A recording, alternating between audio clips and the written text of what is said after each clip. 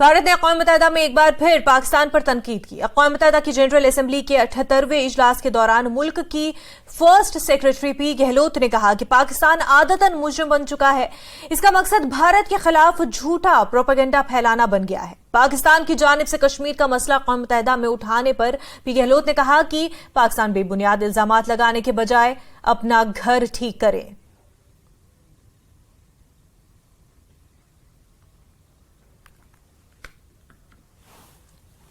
Habitual offender when it comes to misusing this august forum to peddle baseless and malicious propaganda against India. Member states of the United Nations and other multilateral organizations are well aware that Pakistan does so to deflect the international community's attention away from its own abysmal record on human rights. We reiterate that the Union territories of Jammu and Kashmir and Ladakh are an integral part of India. Matters pertaining to the UTs of J&K and Ladakh are purely internal to India. Pakistan has no locus standi to comment on our domestic matters.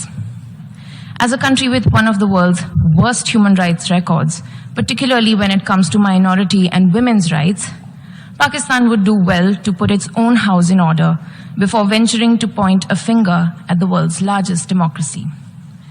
A glaring example of the systemic violence against minorities in Pakistan was the large-scale brutality perpetrated against the minority Christian community in Jaranwala in Pakistan's Faisalabad district in August 2023, where a total of 19 churches were gutted and 89 Christian houses were burnt down.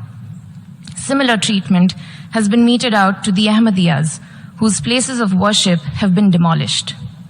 The condition of women belonging to minority communities in Pakistan, notably Hindus, Sikhs and Christians, remains deplorable.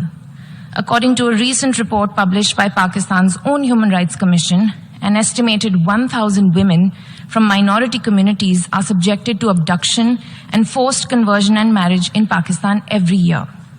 Pakistan has been the home and patron to the largest number of internationally proscribed terrorist entities and individuals in the world.